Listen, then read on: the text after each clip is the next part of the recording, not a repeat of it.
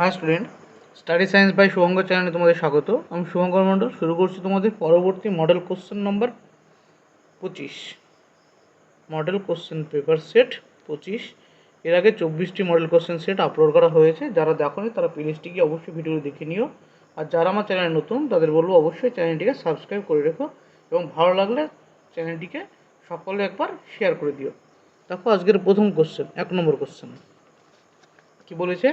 বলেছে নিচের কোন জোড়টি গুণানুপাত সূত্র ব্যাখ্যা করে। নিচের কোন জোড়টি কোন সূত্র ব্যাখ্যা করে বলেছে? গুণানুপাত সূত্র ব্যাখ্যা করে, তাই বলেছে। তো আমাদের প্রথম জানতে গুণানুপাত সূত্র কি? গুণানুপাত সূত্র, গুণানুপাত সূত্র কি ছিল? আমাদের গুণানুপাত সূত্র তোমরা যদি ফার্স্ট চ্যাপ্টারে পড়ো সকলে ভালো করে দেখবে। গুণানুপাত সূত্র বলেছিল কি? বলেছিল যে দুটি মৌল যদি যুক্ত হয়ে একাধিক যৌগ তৈরি করে, দুটি সেম এলিমেন্ট যদি যুক্ত হয়ে কী করে একাধিক যৌগ তৈরি করে, তখন ওই দুটি মৌলের মধ্যে যে কোনো একটির একই ওজনের সাথে অপর যে মৌলটি যুক্ত হবে সেই যুক্ত হওয়া মৌলের ওজনের অনুপাত সরল অনুপাত থাকবে।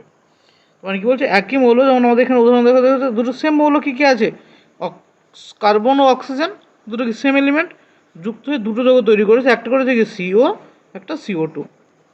তো এটাই তো গুণানুপাত সূত্র। গুণানুপাত সূত্র হচ্ছে গুণানুপাত সূত্র কোনটা? গুণানুপাত সূত্র হচ্ছে যখন দুটি মৌল একাধিক যৌগ তৈরি করবে। তো CO দুটি মৌল একাধিক যৌগ মানে দুটো যৌগ তৈরি করেছে, এর দুটি যৌগ তৈরি করলে তখন যদি এই দুজনের ভর কত, এর ভর হচ্ছে 12 গ্রামের সাথে এটা যুক্ত হয়েছে 16 গ্রাম, এর ভর কত 12-এর সাথে যুক্ত হয়েছে 16, 16 দুগুণে 32। তার মানে এই যৌগটা যখন তৈরি করেছিল, অর্থাৎ কার্বন অক্সিজেন মিলে যখন কার্বন মনোক্সাইড তৈরি হয়েছিল, তখন কার্বনের 12 গ্রামের সাথে 16 গ্রাম অক্সিজেন যুক্ত হয়েছিল। এবং যখন কার্বন ডাইঅক্সাইড যৌগ তৈরি হয়েছিল তখন কী করেছিল? কার্বনের 12 গ্রামের সাথে অক্সিজেন কত গ্রাম যুক্ত হয়েছে? 32 গ্রাম অক্সিজেন যুক্ত হয়ে যৌগ তৈরি করেছে। তবে বলছে যখন দুটো মৌলের মধ্যে যখন আবার একজনের ওজন সেম থাকবে, একই থাকবে, তখন বাকি দুজনের ওজনের অনুপাত কত হবে? বাকি দুজনের ওজন অনুপাত করলে সেই অনুপাতটা সরল অনুপাতে আসবে। আসছে বাকি দুজন অনুপাত যদি অক্সিজেনের 12 গ্রাম দুটো সেম কার্বন ধরে নিলাম আমরা, তো একটাতে 16 গ্রাম অক্সিজেন যুক্ত হয়েছে, অন্যটাতে 32 গ্রাম অক্সিজেন যুক্ত হয়েছে। তো এই দুটোর অনুপাত কত? 1:2। তো এই দুটোর অনুপাত কি সরল অনুপাতে এসেছে। তো এই হলো আমাদের কি গুণানুপাত সূত্র ব্যক্ত করে কোনটা, কোন জোড়াটা হবে? CO ও CO2 যে জোড়টা আছে সেটা গুণানুপাত সূত্রকে ব্যাখ্যা করে। নেক্সট কোশ্চেন নম্বর 2, 2 নম্বর প্রশ্ন কি বলেছে? বিবৃতি এবং তার কারণে। কোশ্চেন দেখো ভালো করে কোশ্চেনটা। বিবৃতি এতে কি বলেছে? বিবৃতি এতে বলেছে যে NaHCO3 এর স্থূল এবং আণবিক সংকেত একই। NaHCO3 মানে সোডিয়াম বাইকার্বনেটের স্থূল সংকেত এবং আণবিক সংকেত একই। হ্যাঁ একই তো, কারণ এই NaOH-CO3 কে আমরা তো শর্ট আকারে প্রকাশ করতে পারি না। এটাই কি তার আণবিক সংকেত এবং স্থূল সংকেত? তো এটা কি ঠিক? এবং আর কারণে কি বলেছে? কারণে বলেছে যে তাপের প্রভাবে NaHCO3 কার্বন ডাইঅক্সাইড গ্যাস ত্যাগ করে। তাপের প্রভাবে কি ত্যাগ করে? তাপের প্রভাবে NaOH-CO3 মানে NaHCO3 কে যদি আমরা তাপ দিই, NaOH-CO3 কে তাপ দিলে কি উৎপন্ন হবে?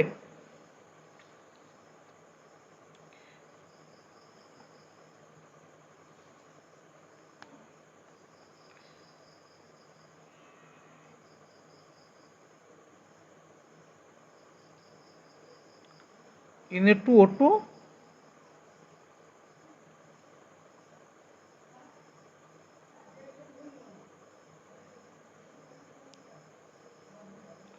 কার্বন ডাইঅক্সাইড উৎপন্ন করছে।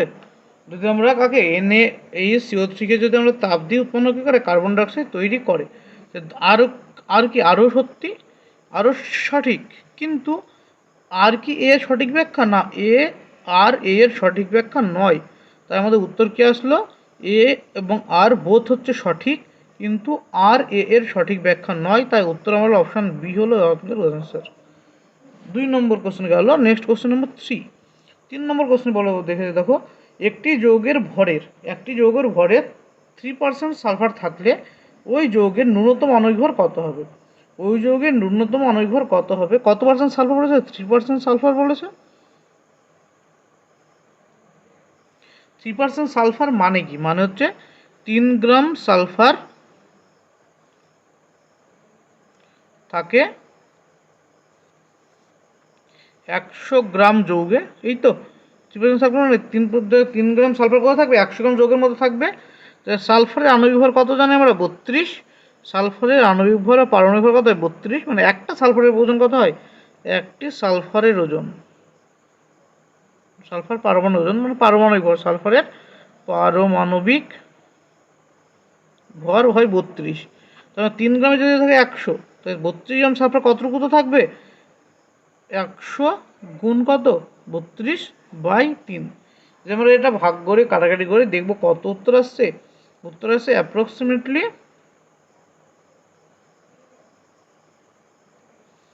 এটা 10.66। তার মানে এটাকে 100 দিয়ে গুণ করলে হবে 1066 মতো।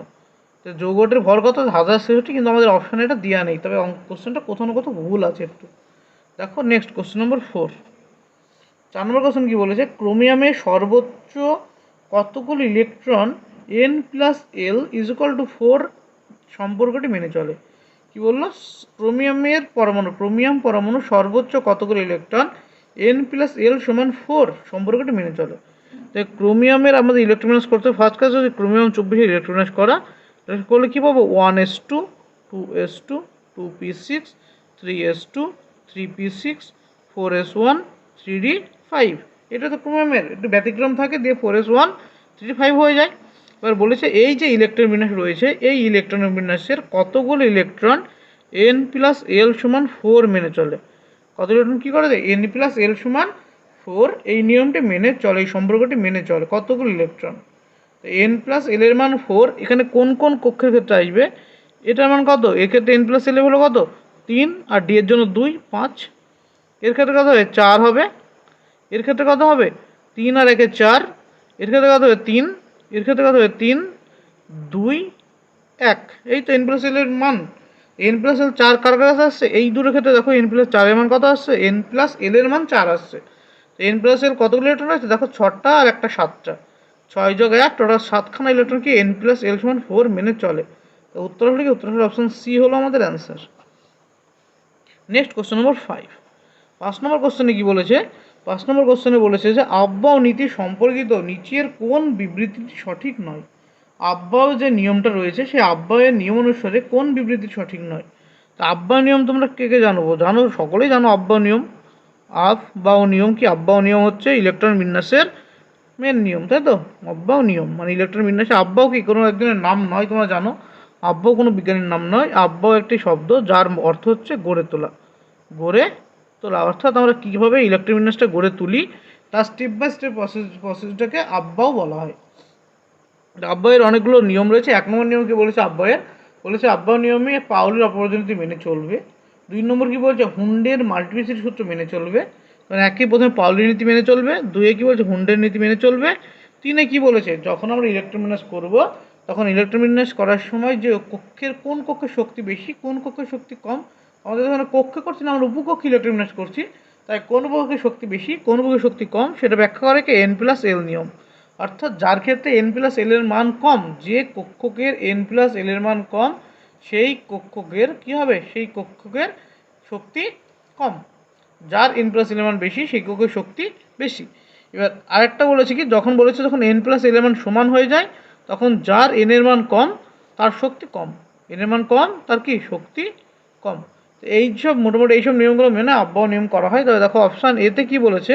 বলেছে n এর একই মানের জন্য l এর মানের বিভিন্নতার ওপর বিভিন্ন উপকক্ষে শক্তির ক্রম নির্ভর করে। তো আমরা দেখেছি একই উপকক্ষে n এর, তার মানে 3-এর 3s 3p 3d pi.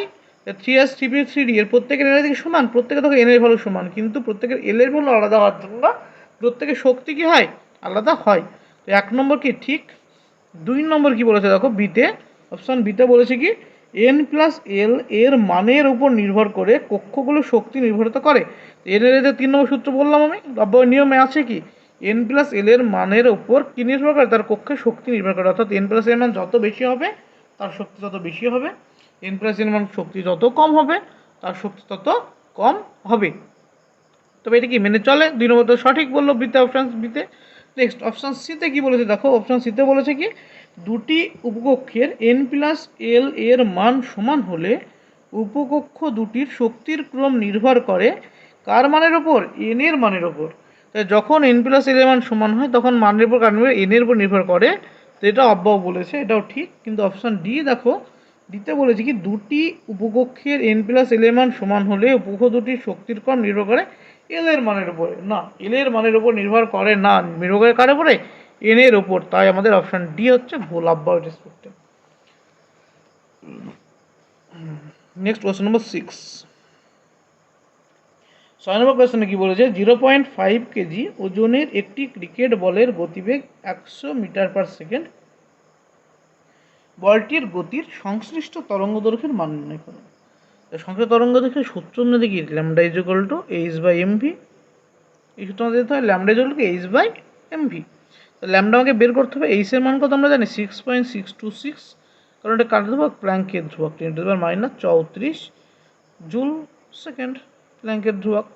By M এর মান কত আছে এখানে? এম কত দেওয়া আছে? 0.5 কেজি। এসআই দেওয়া আছে ইন্টু সব এসআই বসেছে, সেজন্য ইউনিট লেখার দরকার নেই। নেক্সট কত আসছে? নেক্সট আসছে তোমার না গতিবেগ ভি। ভি এর মান দেওয়া আছে 100 মিটার পার সেকেন্ড। উত্তর আসবে কি কাটাকাটি? উত্তর হবে মিটার, যেহেতু তরঙ্গ দৈর্ঘ্য বের করছি আমরা। তো এখান থেকে যদি আমরা মান ক্যালকুলেশন করি, এর মান কত আসবে? এর মান আসবে 1.32 ইন্টু 10⁻⁻35 মিটার। Option C. এটা গেল 6 নম্বর কোশ্চেন।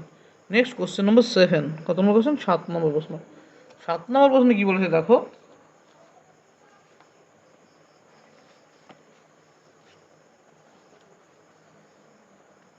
যে নিচের কোন কোয়ান্টাম সংখ্যা বিশিষ্ট ইলেকট্রনের শক্তি সব থেকে বেশি?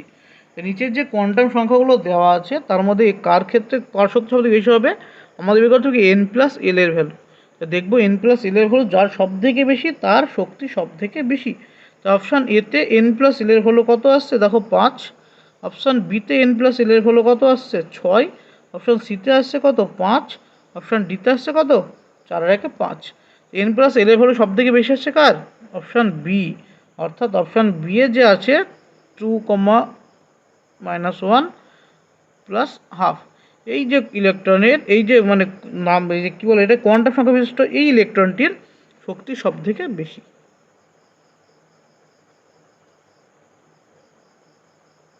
নেক্সট কোশ্চেন নম্বর 8।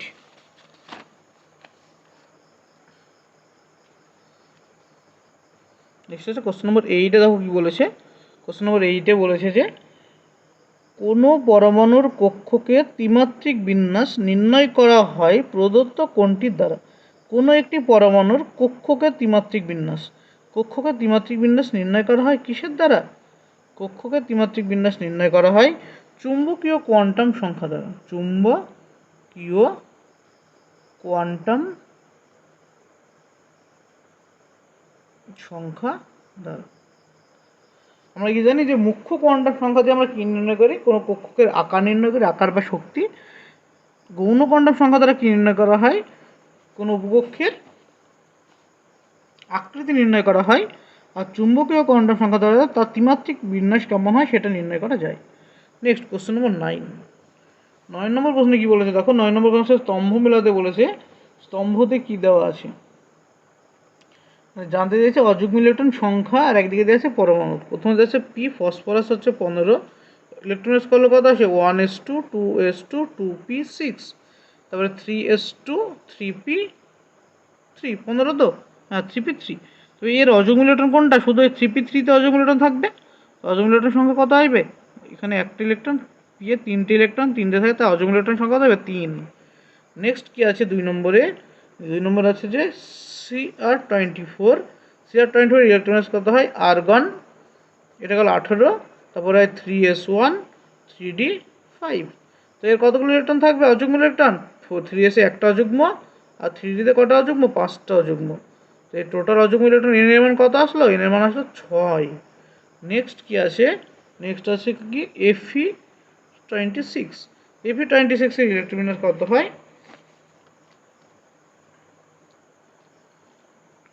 আর্গন 18 হয়ে গেল, তারপরে 3s2 20, আর 6 হচ্ছে 3d থেকে 6টা ইলেকট্রন। 3d6-এর অযুগ্ম ইলেকট্রন কতগুলো থাকে? 3d6-এর অযুগ্ম ইলেকট্রন সংখ্যা হচ্ছে 1 2 3 4 5 6। অযুগ্ম ইলেকট্রন 1টা 2টো 3টে 4টে। এর মান কত আসলো? 4 আসলো অযুগ্ম ইলেকট্রন। নেক্সট 4 নম্বর কি আছে? Si14। সিলিকন 14 হলে কত হয় 1s2 2s2 2p6 10 হলো, তারপরে 3s2 3p2। তো 3p2 14, অর্থাৎ পিতে কটা ইলেকট্রন আছে, দুটো ইলেকট্রন রয়েছে, তো অজস্র সংখ্যা দুটো। তো এখন অজস্র ইলেকট্রন পেয়ে গেছে। এবার তো ফসফরাসের কতগুলো অজস্র ইলেকট্রন পেয়েছি, পিতে পেয়েছি 3খানা, সিআর পেয়েছি কখানা 6খানা, এফি পেয়েছি কখানা 4খানা, আর এসআইয়ের পেয়েছি দুটো। তো এটা কোন অপশানটা ম্যাচ করছে, এটা কোনটা পারফেক্টলি ম্যাচ হচ্ছে অপশান এ। অপশান এতে দেখো একের সাথে সি, অর্থাৎ পি এর 3টে, তারপরে 2-এর সাথে এ 6টা ক্রোমিয়ামের, তারপরে এফির সাথে কটা আছে 4টে, তারপরে 4-এর সাথে বি। এই গেল তোমাদের 9 নম্বর কোশ্চেন। নেক্সট কোশ্চেন নম্বর 10। 10 নম্বর প্রশ্নে কি বলেছে, বলেছে যে প্রত্যেক এ ব্লকভুক্ত মৌলের জারণ স্তর কোনটা দেখাতে পারে। প্রত্যেক এ ব্লকভুক্ত মৌল +3 জারণ অবস্থা শো করে। কত শো করে, +3 জারণ অবস্থা শো করে। নেক্সট কোশ্চেন নম্বর 11 নম্বর কোশ্চেন। 11 নম্বর কোশ্চেনে কি বলেছে দেখো, বলেছে যে BCNO মৌলগুলির প্রথম আয়নন বিভবের সঠিক ক্রম কোনটি। কার কার, বি এর, সি এর, এন এর আর ও এর। যদি এদের ইলেকট্রন করে আসবে কি, এদের বি হচ্ছে 5 6 7 8। তো আমরা কি জানি 5 6 7 8 হলে কী হয়, যত এগুলো একই পর্যায়ে অন্তর্ভুক্ত বলো, প্রত্যেকটা হচ্ছে কি সেকেন্ড পিরিয়ড এলিমেন্ট এগুলো। তো সেকেন্ড পিরিয়ড এলিমেন্ট হলে আমরা জানি বাম থেকে ডানে গেলে আয়নাইজেশন এনার্জি কী হয়, বাড়ে, অর্থাৎ ক্রম কী হবে বি, তারপরে কার্বন, তারপরে নাইট্রোজেন, তারপরে অক্সিজেন। কিন্তু এটা ভুল হবে। এই যে ইলেকট্রন তোমরা এই যে আয়রন শক্তি ক্লাস 10-এর জন্য ঠিক, কিন্তু ক্লাস 11-এ এই নিয়ম মেনে চলবে না। এখানে একটু চেঞ্জেস আসবে। কী চেঞ্জ হবে, আমাদের দেখতে হবে ইলেকট্রনটা কোন উপকক্ষ থেকে বেরোচ্ছে, কোন উপকক্ষ থেকে বেরোচ্ছে। যদি একটা স্টেবল উপকক্ষ থেকে বেরোয় বা স্টেবল কনফিগারেশন থেকে ইলেকট্রন বেরোয়, তখন আমাকে বেশি পরিমাণ বাইরে থেকে এনার্জি প্রোভাইড করতে হবে। তো প্রথম কি আছে 1s2 2s2 2p1, এটা কত হবে 2p2, এটা আসবে কত 2p4, এটা আসবে 2p3। এবার দেখো যখন ইলেকট্রনটা বেরোচ্ছে, এর বেরোচ্ছে 2p1 থেকে, এর বেরোচ্ছে 2p2 থেকে, এর বেরোচ্ছে 2p3 থেকে, আর এর বেরোচ্ছে 2p4 থেকে। এবার নাইট্রোজেনের ক্ষেত্রে দেখো কোথা থেকে বেরোচ্ছে 2p3 থেকে বেরোচ্ছে। 2p3 কি, 2p3 হচ্ছে হাফ ফিল্ড কনফিগারেশন। তো হাফ ফিল্ড কনফিগারেশনের জন্য আমরা জানি যে সেটি হাইলি স্টেবল, অত্যাধিক স্টেবল আছে। তাই এখান থেকে যদি আমরা একটা ইলেকট্রন বের করতে চাই, আমাকে বাইরে থেকে বেশি পরিমাণে শক্তি দিতে হবে। অপরপক্ষে এর কি আছে, অক্সিজেন বেরোচ্ছে দেখো 2p4 থেকে। তো 2p4 থেকে বেরোচ্ছে মানে কি 2p4 থেকে বেরিয়ে কী হবে 2p3 তৈরি হবে। অর্থাৎ এটা কী ছিল, এটা ছিল আনস্টেবল ছিল, মানে একটু আনস্টেবল, কারণ এটা পুরোপুরি হাফ ফিল্ড বা ফুল অবস্থা নেই, তাই কিছুটা আনস্টেবল পাচ্ছে কি 2p3 মানে স্টেবিলিটি পাচ্ছে, 2p3 মানে স্টেবল হয়ে যাচ্ছে। তো একজন আনস্টেবল থেকে স্টেবল হচ্ছে, অর্থাৎ কম এনার্জি দিলে ইলেকট্রন ছেড়ে দেবে, কিন্তু নাইট্রোজেন বেশি এনার্জি দিতে এনার্জি ছাড়ার জন্য। তাই আসবে কি, সঠিক ক্রম হবে BCON। এটা হচ্ছে সঠিক প্রথম আয়নন বিভাবে সঠিক ক্রম। নেক্সট কোশ্চেন নম্বর 12। 12 নম্বর প্রশ্নে কি বলেছে, IUPAC নিয়ম অনুসারে 109 পারমাণবিক সংখ্যা বিশিষ্ট মৌলের চিহ্ন কী হবে। তো এই 109-এর চিহ্ন কী আসে আমরা জানি, একের জন্য চিহ্ন হয় ইউ, একের জন্য কি হয় ইউ, শূন্যর জন্য হয় কি নীল, মানে শূন্যর জন্য নীল শব্দ তাই এন, আর 9-এর জন্য হয় এন, এনের জন্য ই। তো আমাদের চিহ্ন কি আসলো UNE, UNE option C. Next question number 13 নম্বর প্রশ্নে কি বলেছে, বলেছে Na+F-Mg2+ আয়নগুলির ব্যাসার্ধের ঊর্ধ্বক্রম অনুসারে সাজালে যে সঠিক ক্রমটি পাওয়া যায় তা হলো।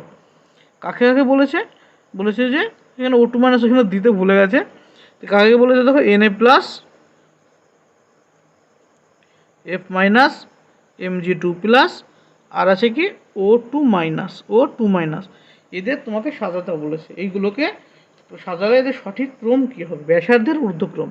তো এখানে প্রত্যেকের আমরা কি জানি প্রোটন কতগুলো আছে, প্রত্যেকের হচ্ছে 11টা প্রোটন থাকে, 9টা 12টা 8টা, এই তো প্রোটন পরমাণু ক্রমাঙ্ক। ইলেকট্রন কতগুলো হবে দেখো, একটা ইলেকট্রন বেরিয়েছে তাই 10, একটা ইলেকট্রন যুক্ত হয়েছে 10, দুটো ইলেকট্রন বেরিয়েছে 10, দুটো ইলেকট্রন যুক্ত হয়েছে 10। এই পেলাম কি এদের আমরা ইলেকট্রন সংখ্যা পেলাম। এগুলো কি পেলাম, ইলেকট্রন সংখ্যা। তবে আমরা এখান থেকে কী বের করতে পারবো, আমরা জানি এখান থেকে দেখে কি সম ইলেকট্রনীয় পিসিস না। আমরা জানি সম ইলেকট্রনীয় পিসিসের ক্ষেত্রে ক্যাটায়নের ব্যাসার্ধ ছোট হয় এবং অ্যানায়নের ব্যাসার্ধ বড় হয়, ক্যাটায়নের চার্জ যত বাড়বে তার ব্যাসার্ধ তত ছোট হবে, অ্যানায়নের চার্জ যত বাড়বে তার ব্যাসার্ধ তত বড় হবে। তাই এর মধ্যে সব থেকে কম ব্যাসার্ধ কার হবে? Mg2+, যেহেতু চার্জ সব থেকে বেশি এবং পরমাণুর প্রোটন সব থেকে বেশি। নেক্সট কি আছে? Na+, তারপরে কি হবে? F-, তারপরে হবে O2-। এই হচ্ছে আমাদের আয়নের ব্যাসার্ধের সঠিক ক্রম, অর্থাৎ অপশন এ ম্যাচ করছে। নেক্সট কোশ্চেন নম্বর 14 নম্বর প্রশ্ন কি বলেছে? বলেছে যে BF3 থেকে BF4 আয়ন গঠনে বি পরমাণু সংকরায়নের পরিবর্তন কি হয়? তো কি থেকে BF3 থেকে যখন কি আসবে? BF4- আসবে। BF4- হবে, তখন এই সংকরায়নের পরিবর্তন কি হবে?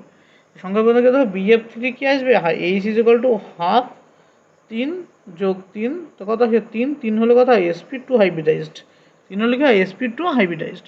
এর ক্ষেত্রে কত হবে? H = ½ 3 বোরনের জন্য তার কটা আছে? এক যদি পরমাণু 4খানা আছে F, একটা ইলেকট্রন একটা, টোটাল হলো 7, 4 3 7 থাকে 8, 8/2 মানে 4 হলে কি হয়? sp3। এই পরিবর্তন কি আসলো? sp2 থেকে sp3, sp2 থেকে sp2 থেকে কি আসলো? sp3। তো উত্তর কোনটা আসছে আমাদের?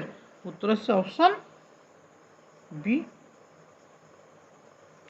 Next question number 15। Next question number 15তে কী দেওয়া আছে? নিম্নোক্ত যৌগগুলির মধ্যে কোনটি সমযোজী চরিত্র সব থেকে বেশি? এর মধ্যে যৌগের ভিতরে সমযোজী চরিত্র কার সব থেকে বেশি হবে? কার সমযোজী চরিত্র কার সব থেকে বেশি? সমযোজী চরিত্র কার সর্বনিম্ন বলেছে, সমযোজী চরিত্র কার সব থেকে সর্বনিম্ন বলেছে। তো আমাদের অপশানে কী দেওয়া আছে? SnCl4, SnCl2, SnCl4, SnF2 আর SnF4, এগুলো দেওয়া আছে। তো এই হচ্ছে 4টে অপশান, আমি অ্যারেঞ্জ করে ঠিক করে লিখি না, এগুলো দেওয়া আছে। এর কত? Sn2+ আছে না, এটা Sn2+ আর 2Cl-, এখানে কি আছে? Sn4+, 4Cl-, এখানে আছে Sn2+, 2F-, এটা আছে Sn4+, 4F-, এই তো আছে, এই আছে। এবার আমাদের দেখো যে 4টে অপশান রয়েছে, তার মধ্যে দুজন আছে কি 4+ স্টেটে। আর আমরা জানি কি যত কি বাড়বে, ক্যাটায়নের চার্জ যত বাড়বে তার সমযোজী চরিত্র তত বাড়বে। ক্যাটায়নের চার্জ যত বাড়বে সেই ক্যাটায়ন অ্যানায়নকে তত বেশি কী করতে হবে? পোলারাইজ করতে পারবে। যত বেশি পোলারাইজ করতে হবে তত বেশি অভিলোপন ঘটবে, তত বেশি সমযোজী চরিত্র প্রকাশ পাবে। তাই এই দুটো সমযোজী চরিত্র সব থেকে বেশি হয়ে যাবে। এবার এর মধ্যে কে বেশি কে কম আমরা বলবো কী করে? এর অ্যানায়নের ব্যাসার্ধ, ব্যাসার্ধ Cl-, Cl- ব্যাসার্ধ কী হয়? Cl- ব্যাসার্ধ F- থেকে বেশি হয়। তাই Cl- F- এর তুলনায় বেশি পরিমাণে পোলারাইজ হবে, অর্থাৎ SnCl4 এর মধ্যে সমযোজী চরিত্র সব থেকে বেশি হবে, তারপরে SnF4 এর মধ্যে। এবার আমাদের জানতে চাইছে কম, তো কম কী হবে? হয় এটা নয় এটা। তো দুটোর ক্ষেত্রে কি Sn2+ স্টেটে আছে, যখনই আমাদের ক্যাটায়নের জারণ অবস্থা সেম হয়ে যাবে বা ক্যাটায়নের আদান সেম হয়ে যাবে, তখন দেখতে পাবো কি অ্যানায়নের আকার, দুজনের অ্যানায়ন আকারের মধ্যে Cl আকারের অনেক বেশি বড় কার থেকে? F- এর থেকে। যেহেতু Cl- এর আকার বড়, তাই Cl- Sn2+ দ্বারা বেশি পরিমাণে কী হবে? বেশি পরিমাণে পোলারাইজ হবে আকার বড় হওয়ার জন্য। আকার বড় হলে লাস্ট কক্ষের ইলেকট্রন ল্যাবাইল হয়, অনেক দুর্বলভাবে আবদ্ধ থাকে, তাই বেশি পরিমাণে পোলারাইজ ঘটে। তাই Cl- এর কী ঘটবে? বেশি পরিমাণে অভিলোপন ঘটে, সমযোজী চরিত্র বেশি প্রকাশ দেবে। আর F- যুক্ত যৌগ অর্থাৎ SnF2 এর মধ্যে সব থেকে কম পরিমাণ সমযোজী চরিত্র প্রকাশ পাবে। আমাদের কী হবে? সব থেকে কম পরিমাণ সমযোজী চরিত্র প্রকাশ পাবে। উত্তর হচ্ছে option B, SnF2। Next question হচ্ছে বিবৃতির কোশ্চেন। বিবৃতি এবং বিবৃতি 1, বিবৃতি 2, দুটো বিবৃতির মধ্যে কোনটা ঠিক কোনটা ভুল তোমাকে নির্ধারণ করতে হবে। দেখো কোশ্চেন 16 নম্বর কোশ্চেনে কী দেওয়া আছে দেখে করো, বারবার করানো হয়েছে। দেখো এটা যখন আমি চ্যাপ্টার ওয়াইজ যখন করিয়েছিলাম, যখন চ্যাপ্টার ওয়াইজে একটা চ্যাপ্টার আপাতত আপলোড করা হয়েছে, কোন চ্যাপ্টার না কেমিক্যাল বন্ডিং এবং মলিকুলার স্ট্রাকচারের 8খানা পার্টে অনেক কোশ্চেন অ্যান্সার করানো রয়েছে।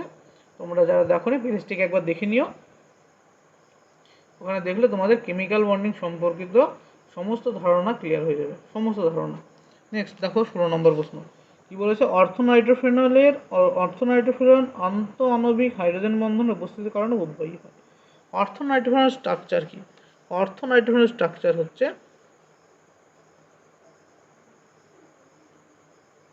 এই অর্থ পজিশনে কি থাকে? নাইট্রো গ্রুপ থাকবে। নাইট্রো গ্রুপ হলে এরকম নাইট্রো গ্রুপের স্ট্রাকচার হলো। এবার এই দুটোর মধ্যে কী ধরনের হাইড্রোজেন বন্ধন দেখা যাবে? দেখো এই দুটোর মধ্যে হাইড্রোজেন বন্ধনটা দেখা যাচ্ছে, সেটা কি হাইড্রোজেন বন্ধন? সেটা হচ্ছে অন্ত আণবিক বা ইন্ট্রামলিকুলার। ইন্ট্রা অর্থাৎ নিজের অণুর মধ্যে দেখা যায়। নিজের অণুর মধ্যে যদি হাইড্রোজেন বন্ধন দেখা যায় ইন্ট্রামলিকুলার হাইড্রোজেন বন্ধনের ক্ষেত্রে, যার মধ্যে হাইড্রোজেন বন্ধন তৈরি হয় তার আপেক্ষিক আণবিক গুরুত্ব বৃদ্ধি পায় না, অর্থাৎ সে অন্য তুলনায় কিছুটা কি হয়, উদ্বায়ী হয়। তাই এটা কি উদ্বায়ী। তাই অপশান এ কি ঠিক বলেছে। তো 2 নম্বরে বলেছে কি দেখো, 2 নম্বর বিবৃতি বলেছে অন্তঃআণবিক হাইড্রোজেন বন্ধন বস্তুর জন্য অর্থ নাইট্রোজেনের গলনাঙ্ক বেশি। আর আমরা কি জানি অন্তঃআণবিক হাইড্রোজেন বন্ধনের জন্য কি হয়, অন্তঃআণবিক বা ইন্ট্রামলিকুলার হাইড্রোজেন বন্ধনের জন্য সেই যৌগটি বেশি উদ্বায়ী হবে, তার গলনাঙ্ক স্ফুটনাঙ্ক অপরের থেকে কম হবে, যা কি করবে, করবে, অর্থাৎ ইন্টার যে মলিকুলার হাইড্রোজেন বন্ধন করবে তার থেকে কম হবে। তো আমাদের বলে দেখো এটা গলনাঙ্ক বেশি বলে দিয়েছে, তাই বিবৃতি একটু ভুল বলেছে, উল্টো গলনাঙ্ক কম হবে অ্যাকচুয়ালি। নেক্সট কোশ্চেন নম্বর 17। 17 নম্বর প্রশ্নে কি বলেছে,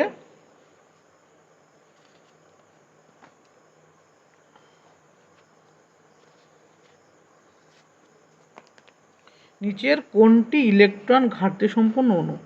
17 নম্বর কোশ্চেনে কি দেওয়া আছে, বলেছে নিচের কোনটি ইলেকট্রন ঘাটতি সম্পন্ন অণু। কী কী অপশান দেওয়া আছে? অপশান এতে দেওয়া আছে NH3, অপশান বিতে কী দেওয়া আছে PCl3, অপশান সিতে কী দেওয়া আছে PH3, আর অপশান ডিতে কী দেওয়া আছে BCl3। এই 4টে যৌগের মধ্যে কোনটি কি বলেছে যে ইলেকট্রন ঘাটতি রয়েছে কোনটির মধ্যে? আমরা জানি ইলেকট্রন ঘাটতি রয়েছে কার মধ্যে, BCl3 মধ্যে।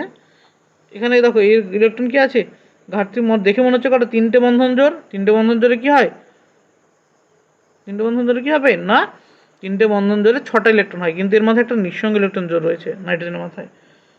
কারণ যদি তোমার হাইব্রিডেশন বের করি, হাইব্রিডেশন কত হবে, 1/2 × 5 + 3, তো কত আসছে 4। 4 যদি হয় তার মধ্যে বন্ধন পেয়ার কটা, 3টে, আর লোন পেয়ার কতগুলো, একটা, অর্থাৎ 4 × 2 টোটাল 8টে ইলেকট্রন হয়ে যাচ্ছে কেন্দ্রীয় পরমাণুতে।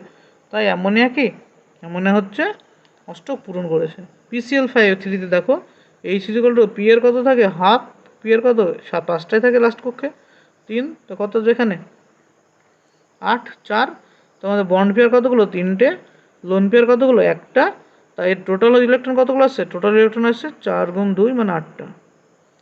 একেবারে PH3তে কত আসবে, 1/2 × 5 + 3 = 4, 4 হলো sp3, sp3 হলে কি হয়, 3টে BP বন্ড পেয়ার থাকে 3টে, আর LP থাকে একটা, তো টোটাল আসে 3 + 1 মানে 4 × 2 মানে 8টা ইলেকট্রন। এখানে কত হবে, H = হাফ, B এর থেকে 3টে, Cl এর 3টে, টোটাল ইলেকট্রন কত, হাইব্রিডেশন 3 আসছে। এবার এর বন্ড পেয়ার কতগুলো, বন্ড পেয়ার হচ্ছে 3টে, অর্থাৎ টোটাল ইলেকট্রন কতগুলো, 3 × 2 = 6টা ইলেকট্রন। এর অষ্টক পূরণ হচ্ছে না, কার, BCl3 অষ্টক পূরণ হয়নি, তার উত্তর BCl3। নেক্সট কোশ্চেন নম্বর 18। 18 নম্বর কোশ্চেন কি বলেছে, ভেস্পার তত্ত্ব অনুযায়ী SF4 অণুর গঠনাকৃতি কি হবে? কার, SF4 এর গঠনাকৃতি, SF4 হাইব্রিডেশন বের করতে হবে। হাইব্রিডেশন কত, হাফ, সালফার কি কেন্দ্রীয় পরমাণু, কেন্দ্রীয় পরমাণু কটা, 6টা, যোগ 4টে একযোজী পরমাণু, কত হলো 10/2, 5, 5 হলে কি আসে sp3d, আর sp3d হলে আকৃতি হয় ত্রিকোণীয় দ্বিপিরামিড, কি হয় ত্রিকোণীয় দ্বিপিরামিড। জানতে গিয়ে দেখো ভেস্পার তত্ত্ব অনুযায়ী এর আকৃতি জানতে চেয়েছে, ত্রিকোণীয় দ্বিপিরামিড হবে, এটা হবে না, কারণ দেখো এর বন্ড পেয়ার কতগুলো আছে, বন্ড পেয়ার আছে 4টে, আর LP কত, লোন পেয়ার আছে একটা, তো বন্ড পেয়ার 4টে, লোন পেয়ার একটা থাকলে তার আকৃতি কত কেমন আসে, আকৃতি আসে এরকম স্ট্রাকচার। তো এই স্ট্রাকচারকে বলা হয় কি, এই স্ট্রাকচারকে বলা হয় বিকৃত চতুস্থলকীয় বা শীর্ষ, বিকৃত চতুস্থলকীয়, বা এটাকে ইংরেজিতে বলে শীর্ষ স্ট্রাকচার। তার উত্তর কি আসলো, এর উত্তর আসলো শীর্ষ বা বিকৃত চতুস্থলকীয়, option B, option B. Next question number 19। 19 নম্বর প্রশ্নে কি বলেছে, যে নিচের কোন অণু বা আয়নটি পরাচুম্বকীয় প্রকৃতির হয়? যে পরাচুম্বকীয় ইলেকট্রন কতগুলো হয়, এটাকে একটা শর্ট ট্রিক্স তোমরা জানতে মনে রাখতে পারো, 14টা ইলেকট্রন হলে মেনলি, 14 আর 18 ইলেকট্রন হলে এই দুটো মেনলি হয় ডায়া, মেনলি কি হয় ডায়া, 14 আর কত 14 আর 18 হলে মেনলি হয় ডায়া, নাহলে 15, 16, 17 এইসব ইলেকট্রনের জন্য কি হয়, এর জন্য প্যারাম্যাগনেটিক দেখায়। এরা কি দেখায়, প্যারা চরিত্র দেখায়। এখানে যে অপশানগুলো দেওয়া আছে, অপশান কি কি দেওয়া আছে, অপশান এতে দেওয়া আছে N2, অপশান বিতে দেওয়া আছে কত O2 minus, O2 2 minus, option সিতে দেওয়া আছে কত O2 N2 2 মাইনাস, আর অপশান ডিতে দেওয়া আছে কত C2। তো N2 তে টোটাল ইলেকট্রন কত, 7 দোকানে 14টা ইলেকট্রন, এটা হচ্ছে 8 দোকানে কত 16 আর 2 18টা ইলেকট্রন, এটা হচ্ছে কত 7 দোকানে 14 আর 2 16টা ইলেকট্রন, এটা হচ্ছে 6 দোকানে 12টা ইলেকট্রন। তো এখান থেকে প্যারাম্যাগনেটিক চরিত্র কোনটার ক্ষেত্রে হবে, এই যে 10 12 14, এই 10 12 14 আর 18 ইলেকট্রন ডায়াম্যাগনেটিক হয়, এটা কি ডায়া হবে। ইলেকট্রন করে তোমরা কী করবে, যে ইলেকট্রনের যে সূত্র আছে sigma 1s sigma 1 star, sigma 2s sigma 2s star, তারপরে কি আসে, তারপরে আসে পাই 2px পাই 2py, তারপরে পাই স্টার 2px, এগুলো দিয়ে তোমাদের ইলেকট্রনাইজ করবে, করে দেখবে কি হচ্ছে। আমাদের উত্তর আসছে কোনটা, উত্তর আসছে 16 হচ্ছে প্যারাম্যাগনেটিক। এটা শর্ট ট্রিক্স টাইপের, মনে রাখতে পারো যে 12 14 18 হলে ডায়া হয়, আর বাদ বাকিগুলো কি আছে, বাদ বাকি হলো 15 16 17 এরা হলো প্যারা হয়। 20 নম্বর প্রশ্নে কি বলেছে দেখো, কোনটি একটি সমযোজী কেলাসাকার কঠিনের উদাহরণ, কোনটি একটি সমযোজী কেলাসাকার কঠিনের উদাহরণ। 20 নম্বর কোশ্চেনে দেওয়া আছে অপশান এতে বরফ, অপশান বিতে কঠিন অ্যামোনিয়া, অপশান সিতে বলেছে কঠিন ইনেসিয়াল, অপশান ডিতে বলেছে কার্বন এই সিলিকন কার্বাইড। আমাদের সমযোজী কেলাসাকার কোনটি হবে, সমযোজী কেলাসাকার হবে সিলিকন কার্বাইড। সিলিকন কার্বাইড হবে সমযোজী কেলাসাকার। তোমাদের মনে হতে পারে যে বরফও তো সমযোজী যৌগ, এবার অ্যামোনিয়াও সমযোজী যৌগ, তো এদের সমযোজী কেলাসাকার মধ্যে ফেলে না, এদের কী মধ্যে ফেলে, এদের হাইড্রোজেন বন্ধনযুক্ত যৌগের মধ্যে ফেলা, হাইড্রোজেন বন্ধনযুক্ত কেলাসাকার কঠিনের মধ্যে ফেলা হয় এগুলোকে, কাকে, বরফকে এবং অ্যামোনিয়াকে। যা সিলিকন কার্বাইড আমাদের উত্তর হবে, 20 নম্বর কোশ্চেন উত্তর হবে কি সিলিকন কার্বাইড।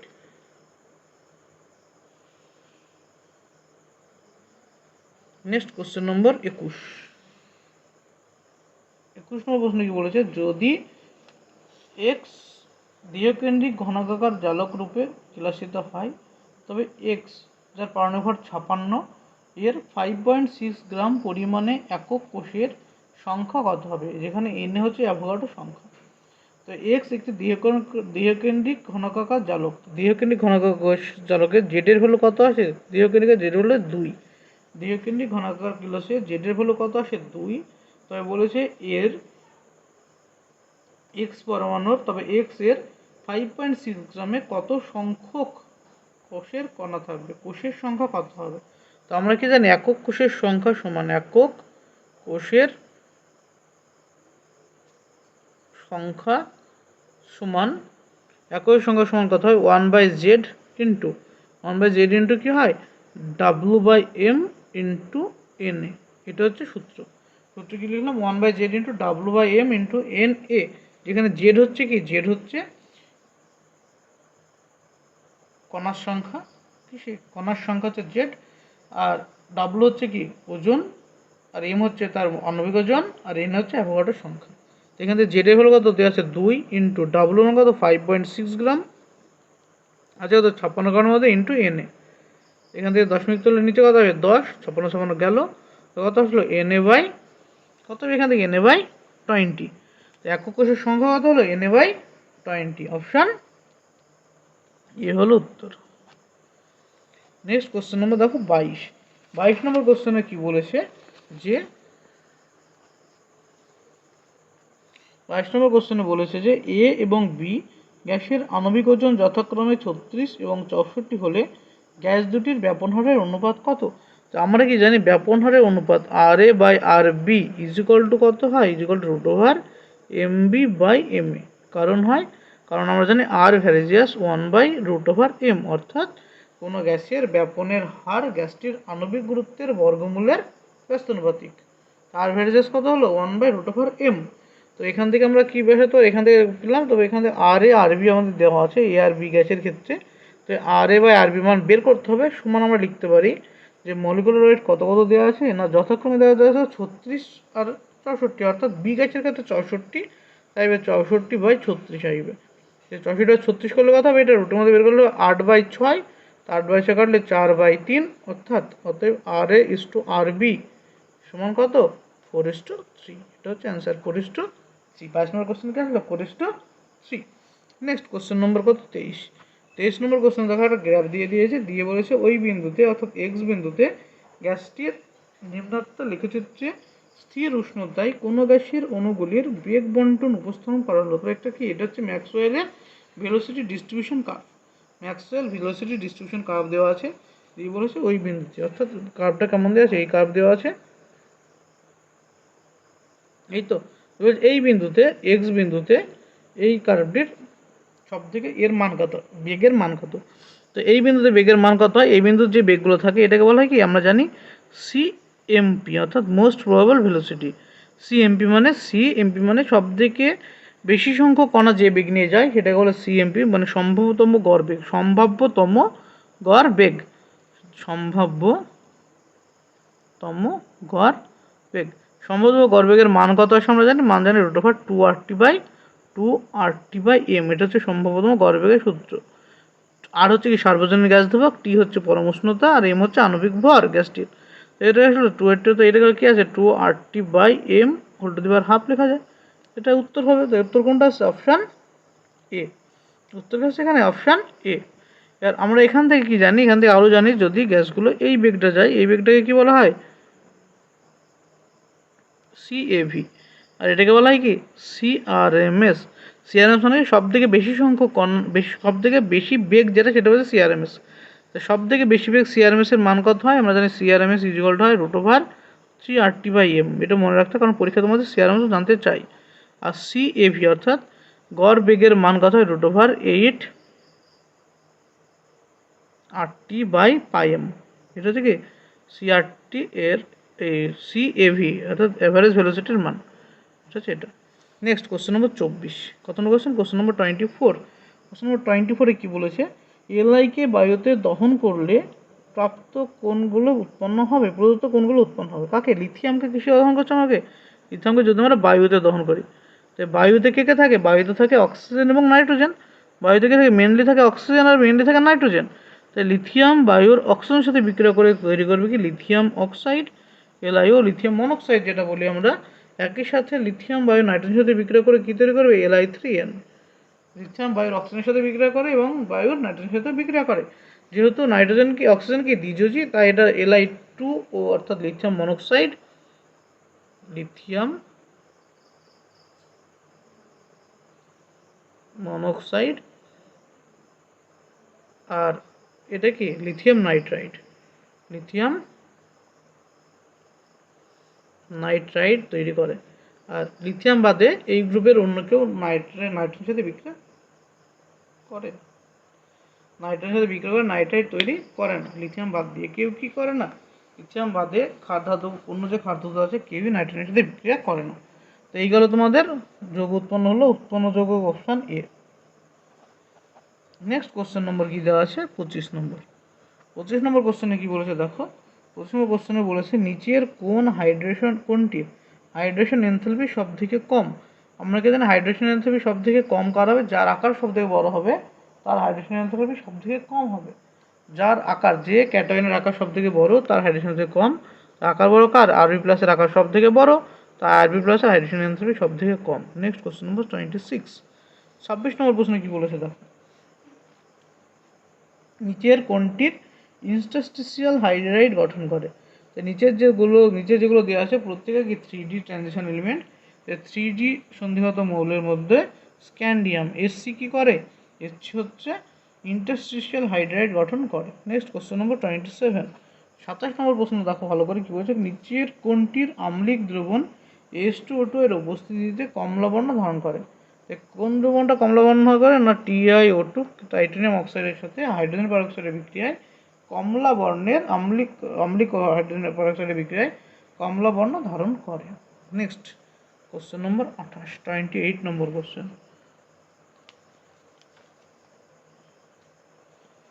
28 নম্বর কোশ্চেন দেখো, স্তম্ভ মেলাতে দিয়েছে, অর্থাৎ স্তম্ভ মিলাতে হবে।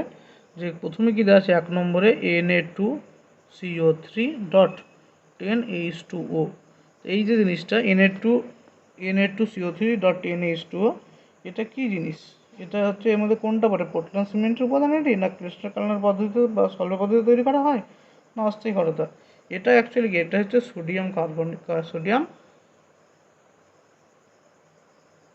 তাই তো? সোডিয়াম কার্বনেট, যেটা 10H2, এটা হচ্ছে কাপড় কাঁচা সোডা। এটা কিসের সংকেত? এটা হচ্ছে কাপড় কাঁচা সোডার সংকেত, কাপড় কাঁচা সোডা, তাই না?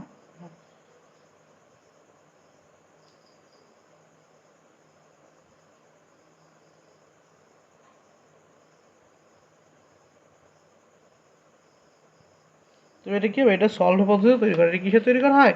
সলভে পদ্ধতিতে তৈরি করা হয়, সলভে পদ্ধতিতে। নেক্সট কি আছে 2 নম্বরে আছে Mg HCO3 whole 2। Mg HCO3 whole 2 কি হবে? এটি অস্থায়ী ক্ষারতার উপাদান। এটি কিসের উপাদান?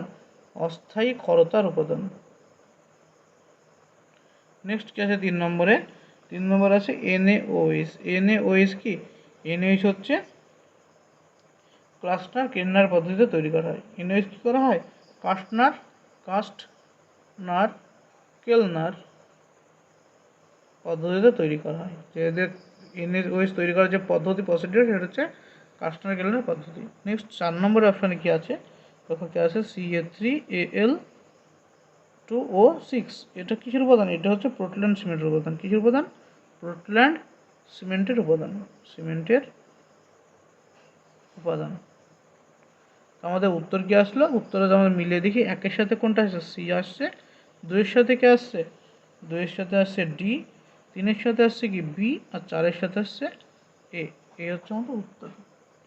নেক্সট কোশ্চেন নম্বর 29 নম্বর কোশ্চেনে কি বলেছে? 29 নম্বর কোশ্চেন বলেছে যে সেটের যৌগটি একে অপরের থেকে ভিন্ন সেটি কি হবে? তো একে অপরের থেকে ভিন্ন মানে এখানে অপশান এতে কি দেওয়া আছে? BOOH হোল 3 এবং H3PO3। বিতে কি দেওয়া আছে? BOOH হোল 3 ALOH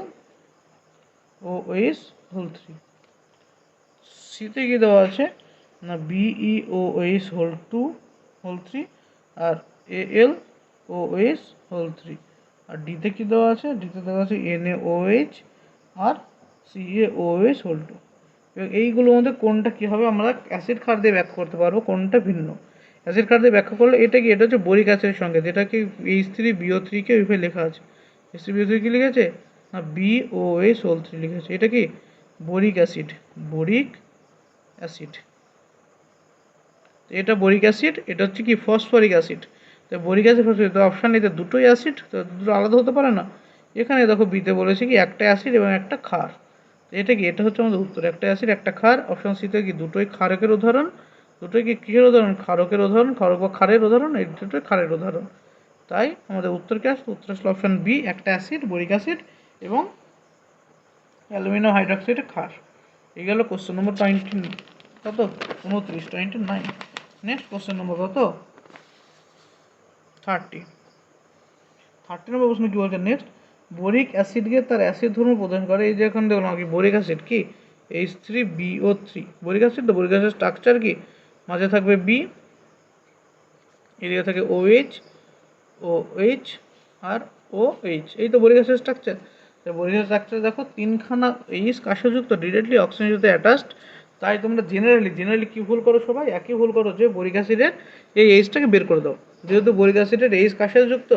এইচের সাথে যুক্ত। কার সাথে যুক্ত? বোরিক অ্যাসিডের এইচগুলো কার সাথে? অক্সিজেনের সাথে যুক্ত না, ডিরেক্টলি অ্যাটাচ কার সাথে? অক্সিজেন। ডিরেক্টলি যেহেতু অক্সিজেনের সাথে অ্যাটাচড, তাই আমরা ভাবি কি যে এই এইচটা এরা মুভ বের করতে পারে। কিন্তু বাস্তবে কি হয়? বোরিক অ্যাসিডের যে বি সেন্ট্রাল পরমাণু, যে বি এর কত ইলেকট্রন? 6 electron system. এর অষ্টক গ্যাসে ঘাটতি রয়েছে। তাই এর প্রধান চেষ্টা, মানে প্রধান ক্রাইটেরিয়া কী থাকবে? প্রধান চেষ্টা থাকে মিডিয়াম থেকে যদি কী পায়, মিডিয়ামে যদি কীভাবে কোনোভাবে প্রোটন পায় বা কিছু পায়, সেটাকে অ্যাট্রাক্ট করে নেবে। সে কী করে? সেটাকে অ্যাট্রাক্ট করে নিয়ে তার অষ্টক পূরণ করবে। তো যখনই আমরা এর মধ্যে কি বোরিক অ্যাসিডের ভিতরে জল দেবো বা জলের ভিতরে বোরিক অ্যাসিড দেবো, তখন OH ভাঙলে কী পাবো আমরা? OH মাইনাস পাবো আর H প্লাস পাবো। জলকে ভাঙলে কী পাবো? OH মাইনাস আর H প্লাস। তো বোরিক অ্যাসিড যেহেতু ইলেকট্রন ঘনত্ব, ইলেকট্রন কি আছে, মানে বোরিক অ্যাসিড কি আছে? ইলেকট্রন ডেফিসিয়েন্ট রয়েছে। তাই বোরিক অ্যাসিড জল থেকে OH মাইনাসকে কী করবে? গ্রহণ করে নেবে। জল থেকে কী করে? OH মাইনাস গ্রহণ করে নেবে। দিয়ে তৈরি করবে কি BOH হোল 4 মাইনাস তৈরি করবে। কী তৈরি করবে? BOH whole 4 minus. আর মিডিয়ামে কী পড়ে থাকবে? H+ পড়ে থাকবে। তো মিডিয়ামে যে H+টা পড়ে থাকলো, এই H+ প্রোটনটা কোথা থেকে এসছে? এটা মেনলি এসছে কোথা থেকে? জল থেকে। কিন্তু জল তো জেনারেলি ছাড়ে না। জল কখন ছেড়েছে এই H+টা? যখন বরিক অ্যাসিডের সংস্পর্শে এসেছে। তাই আমাদের বলতে পারি কি বরিক অ্যাসিড মৃদু অ্যাসিড, তার কারণ বরিক অ্যাসিডকে যখন জলে দেওয়া হবে তখন জল থেকে OH- আয়ন গ্রহণ করে প্রোটন মুক্ত করে। তাই অপশন সি হচ্ছে আমাদের অ্যান্সার, বরিক অ্যাসিডিটির কারণ। নেক্সট কোশ্চেন নম্বর 31। 31 নম্বর প্রশ্নে বলেছে কি ডাইবোরনের সঙ্গে অ্যামোনিয়ার বিক্রিয়ায় উৎপন্ন যৌগকে উত্তপ্ত করলে প্রদত্ত কোনটি উৎপন্ন হবে? কার সাথে? ডাইবোরনের সাথে অ্যামোনিয়ার বিক্রিয়া করিয়েছে। কার সাথে বিক্রিয়া করেছে? ডাইবোরনের সাথে অ্যামোনিয়ার বিক্রিয়া। ডাইবোরনের সংকেত কি? ডাইবোরনের সংকেত হচ্ছে B2H6। এর সাথে যদি কার বিক্রিয়া করা হয়? অ্যামোনিয়ার বিক্রিয়া করা হয়, NH3 বিক্রিয়া ঘটানো হয়, তখন কি উৎপন্ন হবে? তো ডাইবোরনের সাথে অ্যামোনিয়ার বিক্রিয়া করানো হলে উৎপন্ন হয় কি? উৎপন্ন হয় বোরা জল বা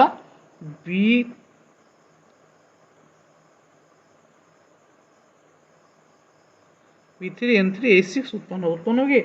B3N3H6। এটা কি বলা হয়? বোরা জল উৎপন্ন হবে। আর এই বোরা জলকে কি বলা হয়? বোরা জলকে বলা হয় অজৈব বেনজিন, যেটা শর্টে দেয় অজৈব বেনজিন। বোরা জলের স্ট্রাকচার কেমন হয়? বি থাকে N বি বি N হলো। তো বোরা জলের কটা বি? তিনখানা বি আর তিনখানা N অল্টারনেটিভ থাকে। এবং এদের মধ্যে কী বন্ধন থাকে? একটা সিগমা একটা পাই। অল্টারনেটিভ কী থাকে? ডবল বন্ড দেখা যায়। আর প্রত্যেকটা থেকে একটা করে হাইড্রোজেন বেরোয়। প্রত্যেকটাতে হাইড্রোজেন বেরোচ্ছে। কী বলছে? দেখো প্রত্যেকটাতে হাইড্রোজেন বেরোচ্ছে। কি হচ্ছে? বোরা জলের সংকেত। এটাকে বলে অজৈব বেনজিন। দেখো এটা বেনজিনের মতো স্ট্রাকচার না? বেনজিন কেমন? জৈব বেনজিন কোনটা? জৈব বেনজিন হচ্ছে এই সেন্টার, এটাকে বলে জৈব বেনজিন। এখান থেকে হাইড্রোজেন, এখান থেকে হাইড্রোজেন। আর প্রত্যেকটা সেন্টারে কি প্রত্যেকটা সেন্টারে কি আছে? প্রত্যেকটা সেন্টারে কার্বন রয়েছে। প্রত্যেকটা সেন্টারে কার্বন রয়েছে। এটাকে বলা হয় অজৈব এটাকে বলা হয় বেনজিন। এটা হচ্ছে বেনজিন আর এটা হচ্ছে অজৈব বেনজিন। নেক্সট কোশ্চেন নম্বর 32। 32তে কি বলেছে দেখো? বলেছে যে নিচের কোন মৌলটিতে 3 সেন্টার 2 ইলেকট্রন বন্ড দেখা যায়? তো 3 সেন্টার 2 ইলেকট্রন বন্ড দেখা যায় কাতে? তোমরা সকলে জানো B2H6 এ 3 সেন্টার 2 ইলেকট্রন বন্ড দেখা যায়। তো কিসে দেখা যায়? B2H6। স্ট্রাকচার কেমন? না বি থাকলো এখানে H বি, দুটো আলাদা আলাদা কালার দিয়ে করে দেখতে তোমাদের বুঝতে সুবিধা হবে। এই তো গেলো B3H6। এবার এই যে এটা কি? এটা BH3, এটা BH3, এটাও BH3। এখন এই যে হাইড্রোজেনটা এই বোরনের সাথে কী করবে? লিঙ্ক হয়ে যাবে। এই বোরনের সাথে লিঙ্ক হবে এবং এই হাইড্রোজেনটা এই বোরনের সাথে লিঙ্ক হবে। অর্থাৎ এই যে ইলেকট্রনটা, এই একটা কি বন্ধন তৈরি হলো, এই একটা বন্ধন তৈরি হলো। এই বন্ধনের কটা সেন্টার? একটা সেন্টার, দুটো সেন্টার, তিনটে সেন্টার। আর টোটাল ইলেকট্রন কতগুলো? এখানে এইখানে তো ইলেকট্রনটা ছিল, টোটাল ইলেকট্রন দুটোগুলো। টোটাল তো 3 সেন্টার হলো আর 2 ইলেকট্রন হলো। একইভাবে এখানে এই ইলেকট্রন, এখানে ছিল ইলেকট্রন, শুধুমাত্র ইলেকট্রন ছিল এখানে দুটো ইলেকট্রন। আর সেন্টার কতগুলো পেয়েছে? তিনখানা সেন্টার, এই সেন্টার, এই সেন্টার, এই সেন্টার। তো এটা কি 3 সেন্টার 2 ইলেকট্রন বন্ড। তো এটা কি 3 সেন্টার 2 ইলেকট্রন বন্ড দেখা যায়? B2H6 এ দেখা যায় 3 centre 2 electron bond. Next question নম্বর 33। কত নম্বর কোশ্চেন? 33। 33 কোশ্চেনে বলেছে নিচের কোন মৌলটির ক্যাটায়ন ধর্ম দেখা যায় না? নিচের কোনটির ক্যাটায়ন ধর্ম দেখা যায় না? আমরা জানি যারা গ্রুপ 14 এলিমেন্ট, গ্রুপ 14 এলিমেন্টের ক্যাটায়ন ধর্ম দেখা যায়। কী ধর্ম দেখা যায়? ক্যাটিনেশন ধর্ম। তো এর মধ্যে ক্যাটায়ন ধর্ম কার দেখা যায় না? গ্রুপ 14 ক্যাটায়ন ধর্ম দেখা যায়। প্রত্যেকটা মৌল গ্রুপ 14 এলিমেন্ট। গ্রুপ 14 হচ্ছে কার্বন, সিলিকন, তারপরে কি হয়? কার্বন সিলিকনের পরে